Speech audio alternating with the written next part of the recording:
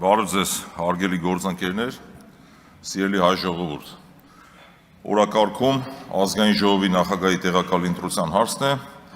թեկնածուն Վահագն Ալեքսանյանն է։ Պարոն Ալեքսանյան, ես ձեզ չեմ ճանաչում, ֆիզիկապես առաջին անգամ տեսել եմ այս դահլիճում օգոստոսի 2-ին, եւ ընդհանրապես մարդուն ճանաչելու համար կարծում եմ բավարար է տվյալ մարդու արտաբերած մեկ նախադասությունը, տվյալ մարդու մեկ ժեստը, դա ընդհանրապես բոլոր մարդկանց է վերաբերում, կարծում եմ, ոչ միայն ձեզ, եւ դուք հավակնում եք ստանձնել բարձր պաշտոն, պատասխանատու պաշտոն, ինչը ենթադրում է որոշակի հատկանիշներ։ Ես դրանցից ամենագլխավորները թերևս կառանձնացնեի, օրինակ, խոսքի արժեքի գիտակցումը, պատասխանատվության զգացումը, երբ ասենք մարդը արտաբերում է խոսք, հետագայում դրա համար պատասխան տալու այդ գիտակցումը եւ այլն եւ մի շարք այլ հատկություններ։ Պարոն Ալեքսանյան, ես ծնվել եմ 1980 թվականին։ Երբ ես ծնվել եմ, Խորհրդային Միության ղեկավար այն ժամանակ Լեոնիդ Բրեժնևն է եղել։ Այնուհետև, երբ 5-6 տարեկան էի, Միխայիլ Սերգեյևիչ Գորբաչովը։ Եվ ես այդ ժամանակվա սոցիալ-տնտեսական, սոցիալ-քաղաքական վիճակի մասին լսել եմ իմ ծնողներից, որտեղ երեխա եմ եղել, չեմ տեսել իմ աչքով, ավելի շուտ գիտակցությունս չի ներել, որ կարողանամ ինչ-որ վերլուծություններ անեմ շատ լուրջ, եւ պատկերացում ունեմ այնքանով, որքանով Մալենկովի կամ, ասենք, Խրուշովի ժամանակներից։ Եվ պատմավեպերից, ասենք, լսել ենք նաեւ Պապ Թագավորի կամ Արշակ II-ի մասին։ Հիմա դուք եւ ընդհանրապես, երբ որ ինչ-որ վերլուծություններ եմ անում եւ իմ աշխարհայացքն եմ ունեցել սեփական, սովորաբար աշխատում եմ կարծիք հայտնել այն ժամանակահատվածի վերաբերյալ եւ եղել եմ չափահաս 1998 թվականին։ Երեք լսում էի ձեր կենսագրությունը, դուք ծնվել եք 1993 թվականին, չափահաս եք եղել 2011 թվականին, եւ եթե չեմ սխալվում, չեմ հիշում որ խոսքի ժամանակ ասացիք 90-ականների սերունդ եմ,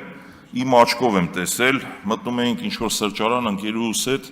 հաստավի զախրանիկներ էին նստած եւ այլն, էական չի, հիմա կարող բառացի չկարողանամ ցիտել ձեր ասածը, բովանդակային առումով ես հասկացա, որ դուք 90-ականների սերունդ եք եւ ունեք ձևավորված սեփական կարծիք։ Առհասարակ լավ չի նայվում, մեղմ ասած, օրինակ երբ մարդ եղել, ասենք 8 տարեկան կարծիք հայտնում Լևոն Տեր-Պետրոսյանի մասին, Ռոբերտ Քոչարյանի մասին, Սերժ Սարգսյանի մասին, նաև ասենք այսօրվա 4 տարեկան երեխան, եթե ասենք 15 տարի հետո կարծիք հայտնի Նիկոլ Փաշինյանի մասին, մեղմ ասած տարօրինակ կթվա։ Հիմա ճիշտ եմ հասկանում, պարոն Ալեքսանյան, որ դուք 3-4 տարեկանում մտել եք սրճարան, ինչ որ հաստավի զախրանիկներ են եղել եւ սեփական պատկերացում եք ձևավորել։ Ինչևէ, անցնեմ առաջ, սա իմ մոտ կարծիք է ձևավորում ձեր մասին որոշակի եւ հետեւաբար հաստատվում է այն միտքը, դուք նաև հնչեցրեցիք, որ ուրեմն ընտրակաշառք եք բաժանել։ Խնդրում եմ ձեր խոսքերի մեջ ուշադիր եղեք։ Ես թիմային մարդ եմ եւ թիմի անդամ եմ, ես եւ իմ թիմը ընտրակաշառք չենք բաժանել։ Նույն հաջողությամբ կարող եմ ասել, դուք մարդասպան եք։ Իհարկե չեմ ասի նման բան, քանի որ փաստեր չունեմ, չգիտեմ, եւ եթե իշխանական մուրճն ու այդ ոնց են ասում, մեղն ու չագուճը մեր ձեռքը լիներ, մի հատ էլ ձայնագրություն կսարքեինք, կասենք դուք մարդասպան եք օրինակ։ Անցնենք առաջ։ Պարոն Ալեքսանյան, կարծում եմ դուք նույնպես, ինչպես պարոն Ռուբինյանը, պարոն Կոնջարյանը չեք կարող պատասխանատվություն չկիսել ձեր թիմի իրականացած քաղաքականության հետ կապված, այդ թվում նաև տնտեսական քաղաքականության հետ կապված։ Եկեք մի քանի արձանագրումներ անեմ, նոր անցնեմ առաջ։ Արձանագրում համար 1. Հայաստանի Հանրապետությունը չունի տնտեսական որևէ ռեսուրս հարաբերություն փչացնել որևէ գործընկեր երկրի հետ, այդ թվում Ամերիկայի Միացյալ Նահանգների հետ, Եվրամիության երկրների հետ,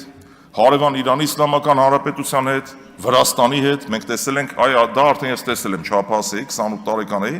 2008 թվականի ռուս-վրացական պատերազմի ժամանակ, թե ինչպես էր Հայաստանի տնտեսությունը խեղդվում։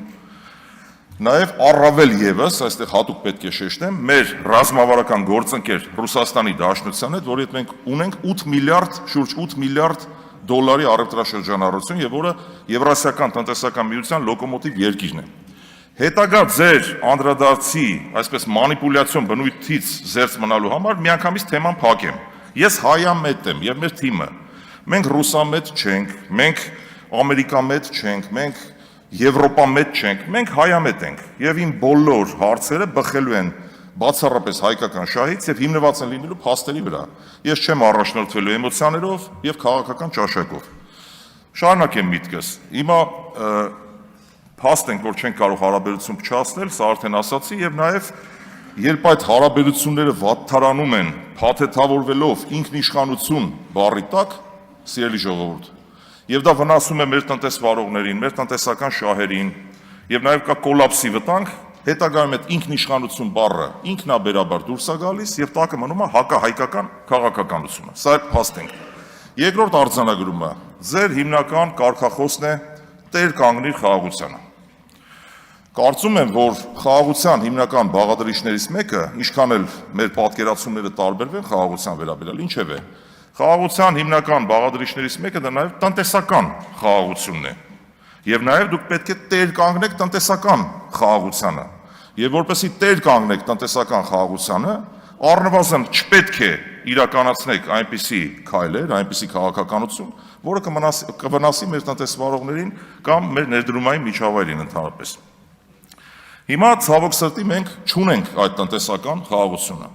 Մի կողմ թողնելով այդ սեփականության իրավունքի ոտնահարումը, որ դա խաթարել է մեր խաղաղությունը տնտեսական, ես ուզում եմ այլ թեմայի անդրադառնալ։ Շուրջ 2-3 ամիս է մեր հայ տնտեսվարողները, ձկնաբույսները, կատնամթերք արտադրողները, յուղատնտեսները փակուղային իրավիճակի առջև են հայտնվել ձեր վարած քաղաքականության արդյունքում։ Ինչու եմ ասում ձեր վարած քաղաքականության արդյունքում, դուք կարող եք ասել ռուսը այսպես, ռուսը այնպես, ես չեմ արդարացնում իդեպ, մեծ սիրով, եթե ունենայի այդ հնարավորությունը, կխնդրեի, որ այդ հարցը լուծվեր, բայց ցավոք չունեմ այդ հնարավորությունը կամ փորձում ենք ամեն ինչ անել, մեր քաղաքական ղեկավարը իդեպ փորձում է ամեն ինչ անել, որ այդ խնդիրը լուծվի։ Սա ես չեմ չարախնդում բացարձակ, որ մենք ունենք այդ վիճակը, բայց այդ վիճակին մենք հասել ենք ձեր վարած քաղաքականության պատճառով։ Ինչը տեղի ունեցել, մի քանի փաստ եմ ուզում արձանագրել։ Նաև մենք ՀԱՏՄ-ից դուրս գալու վտանգի առաջ ենք կանգնած։ Ամբողջ քարոզարշավի ընթացքում իրականացրել եք հակառուսական թեզերի վրա հիմնված քարոզարշավ, ունեք լեգիտիմության խնդիր, գիշերը ժամը 2-ին դադարեցրել եք ընտրությունը, 60,000 ձայն փոշիացրել եք եւ հետեւաբար պետք չի զարմանալ, որ Ռուսաստանի իշխանությունները չեն շնորհավորում Հայաստանի վարչապետին։ Խոսում եք ինքնիշխանությունից, բա որ այդքան ինքնիշխան եք, ինչի համար է Հայաստանի վարչապետը նախաձեռնել հանդիպել Միշուստինի հետ, արդյունքի չի հասել։ Հանդիպել հեռախոսազրույց ունեցել Պուտինի հետ, արդյունքի չի հասել։ Հիմա նախկինում ասում էիք ինչքանով ՀԱՏՄ-ն է մեզ պետք, այդքանով մենք ենք ՀԱՏՄ-ին պետք։ Փաստորեն այդ թեզն էլ չաշխատեց եւ հնարավոր չի խնդիրը լուծել։ Սիրելի ժողովուրդ, խոսքս ուղղում եմ ձեզ, այո, քաղաքացիական պայմանագիր կուսակցության, խմբակցության իշխանությունների, իշխող ուժի կողմից վարած ոչ հեռատես քաղաքականության արդյունքում դուք հայտնվել եք այս վիճակում, անելանելի վիճակում։ Եվ թե ինչ է ՀԱՏՄ-ն իրենից ներկայացնում, շատ կարճ անդրադառնամ, ժամանակս չի հերիքում։ ՀԱՏՄ-ն դա մի կառույց է, որը մեզ հնարավորություն է տվել շուրջ 8 միլիարդ դոլարի ապրանքաշրջանառություն իրականացնել առանց մաքսային վճարների, առանց մաքսազերծման։ Սրան գումարած Իրանի Իսլամական Հանրապետության հետ 2025 թվականի մայիսի 15-ին մենք ունենք կնքված ազատ առևտրի համաձայնագիր։ Եվ երբ որ սրան գումարում ենք 700 միլիոն դոլարի ներմուծումը, Իրանի Իսլամական Հանրապետության հետ մենք ձգտում ենք ունենալ շուրջ 1 միլիարդ դոլարի առևտրաշրջանառություն։ Մենք նաև հարվածի տակ ենք դնում Իրանի հետ առևտրաշրջանառությունը։ Եվ ոչ թե դուք ինչքան էլ խոսեք դեպի Եվրոպա գնալու մասին, առայժմ մենք չունենք այդ հնարավորությունները, որ կարողանանք ամբողջ այդ արտահանման ծավալը փոխարինել Եվրոպայով։ Ինչքան էլ ուզում է ասեք դիվերսիֆիկացիա եւ այլն, դուք չեք որևէ գործում քայլ իրականացրել, որը միտված կլինի դիվերսիֆիկացիայի կայացմանը։ Եվ հետեւաբար անել այնպիսի քայլեր, անունը դնել ինքնիշխանություն, մեզ ասել ռուսամետ, Հայաստանը տանել մի ճանապարհը, որ մենք հայտնվում ենք փակուղու մեջ, սա ոչ այլ ինչ է, քան հակահայկական քաղաքականություն։ Մեր տնտեսվարողներին կոլապսի ենթարկելու քաղաքականություն։ Եվ ընդհանրապես խորհուրդ կտամ այս թեզերին ուշադրություն դարձնել, նորից եմ կրկնում, չմոռանանք Իրանի Իսլամական Հանրապետությունը, սիրելի ժողովուրդ, Եվրոպայի հետ, Եվրամիության երկրների հետ մեր առևտրաշրջանառությունը պակաս է ընդհանուր ՀԱՏՄ-ի շուրջ 3.5 անգամ։ Նույնիսկ մեր հարևան Վրաստանը, որը Եվրոասոցիացիան համաձայնագիր ստորագրած երկիր է, դարձյալ արտաքին առևտրի կառուցվածքը երբ դիտարկում ենք, Եվրասիական միությունը